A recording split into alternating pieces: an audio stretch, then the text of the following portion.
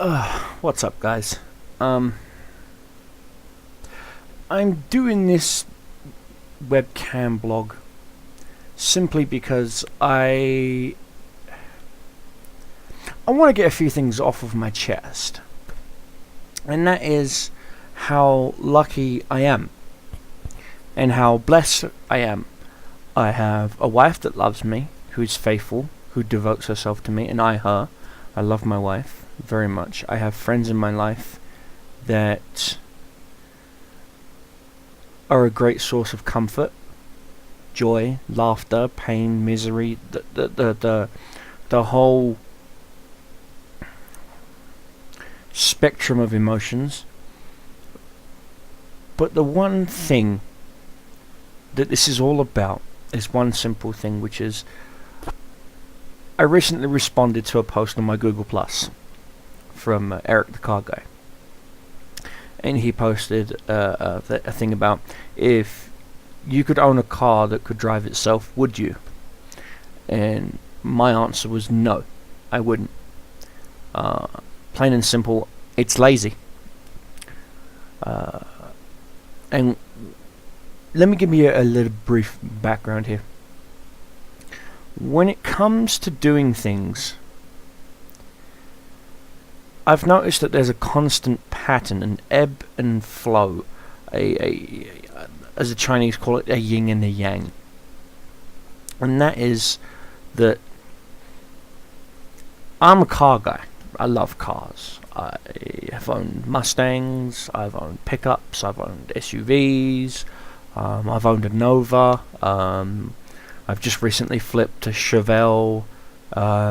I'm trying to get my hands working out on a deal on a Pontiac, 70 Pontiac, that I'm going to be turning into a GTO clone for myself.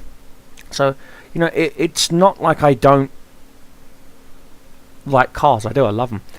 And to me, what killed cars in general wasn't the EPA, wasn't, you know, gas mileage over this, wasn't imports, wasn't European cars, wasn't styling, wasn't anything automotive wise. Believe it or not, it was aviation that killed cars. It was aeroplanes. Life flight helicopters, I think, are a wonderful thing. You're in a car accident in an area where a regular ambulance can't get to you, they life flight you out, your life is saved. I believe that things like that are well worth what they're worth. But truthfully, now I've lived in the States now coming on almost 12, 13 years, okay? And the one thing I want to do is I want to take the entire Route 66 from point A all the way across America to point B. And unfortunately I can't do that. Not because of finances or anything, but because the majority of Route 66 isn't there anymore. The diners, the motels, just the whole Americana thing isn't there anymore because Southwest Airlines, because American Airlines, because Aer Lingus, because of whatever airline, they killed it. People's want to hit the fast track running, gone, is what killed it. Why spend 3-4 days driving from LA to Salt Lake or from LA to Texas when you can just hop on a plane and be there in a couple of hours? Are you not that important enough that the meeting can't wait? Think about it. You put your whole entire life on hold. Having children, I'm talking to you businesswomen and businessmen, you put your children on hold. Having children, having a life, having a family, you put all of that on hold because you need to get to that very important meeting in Texas or in New York or Chicago or wherever. And while you're there, you're in the motel lobby, you're at the bar, you have a few drinks, a hooker comes up, you fuck her, your marriage is now down the fucking toilet because you have no fucking morals, because you don't know what it is to have a family. To truly know what it is to be loved. This is just food for thought for a second here, guys. I sat there, and as I was typing out that response to Eric the car guy, it did hit me. Because people and their fucking laziness, and it is lazy. You want a car that drives itself, you might as well weigh 500 fucking pounds. And be towed around by a fucking semi. Picked up with a forklift, so your feet never touch the fucking ground ever again. You might as well just be the new Fat Albert. Hey, hey, hey. I'm fucking serious. You ever wonder why all of a sudden obesity has just exploded everywhere? Well, one, you don't know what's in your food. Two, you don't want to cook, you don't want to hunt, you don't want to do anything to earn your freaking meal. That pisses me off. So you go to McDonald's, you go to KFC, you go to Burger King, you go to Subway, Wendy's, wherever. Taco time, in and out. And you're piling on all these freaking calories and not burning them off. You're getting all this fucking stress because you missed your fucking flight for that fucking meeting and blah blah blah blah blah, when you could have just turned around and said, guys, on the phone, you could have just picked up the phone, done a teleconference even. You don't have to go to these meetings. You don't have to give up your family. You don't have to do anything. And another thing that pisses me off, more people want to go to other countries, okay, and have a vacation there rather than realize that they haven't even been to this state or that state in their own country. America is beautiful. Your national parks are beautiful. Mount Rushmore, beautiful. I've never been there. I'm going to. I am going to go to Mount Rushmore. Yellowstone, see the Old Faithful, the geyser.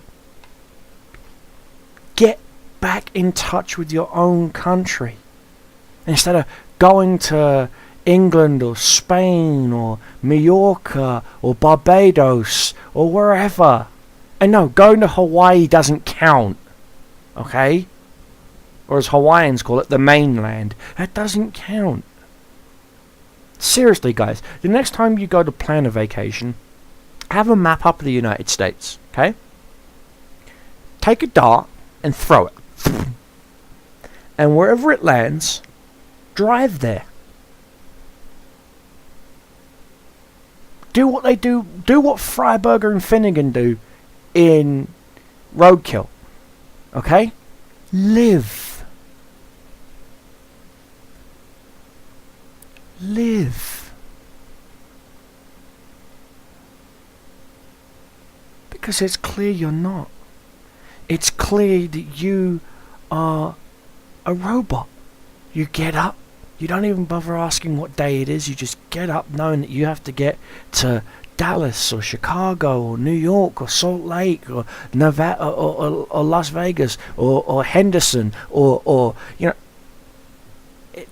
That's not the point.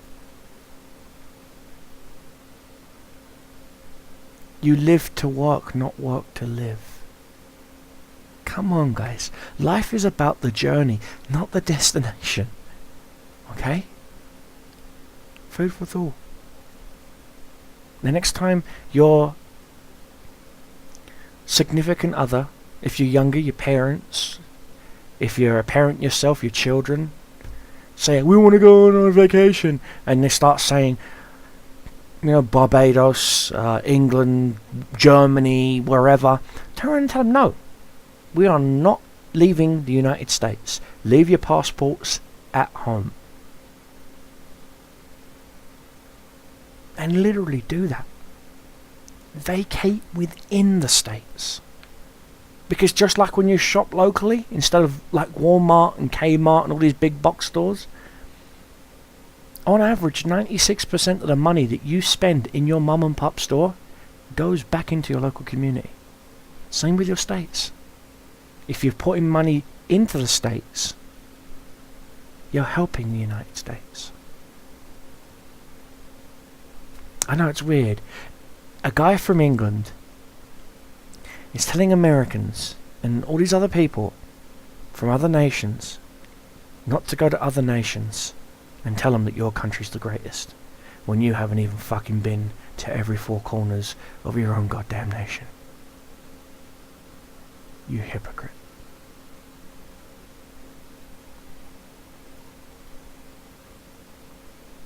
Exactly. If the furthest you've ever been is 2 states, live. Just live. But seriously, guys, get out there. Find where your nearest national park is and just go there for an hour. Just turn off everything electronic, close your eyes, and listen. I do it. I do it because there's a national park literally right outside my door. I live in a rural part of Utah. I can go to Little Bear Campground. Just Google that. Little Bear Campground, Utah. I can go to Joe's Valley. I can go to Huntington. I can go anywhere I want. I can go out to the desert and catch snakes and lizards if I want to. Not that I would. I'd watch them. I'd photograph them. This is what I do. This is what I use to capture people. To capture things. I use my camera. I use my video camera. I use my camcorder. That's what I use. I leave stuff untouched, but captured forever in film. And yes, I do plan on taking both of these with me when I go on my Route 66. Take my laptop, upload them, keep you guys informed. In fact, I actually did that once before when I did a road trip to Texas. It's called the Road Trip to Hell. And I found the mecca of cars. Right there. There's a gas station that has a museum dedicated to cars. Go back, watch the video. You'll find it. But this video is just food for thought for you. Something you need to think about. Okay, guys? Life's a journey. It's not about the destination. Peace and love and respect. Take care. I'll see you on the far side.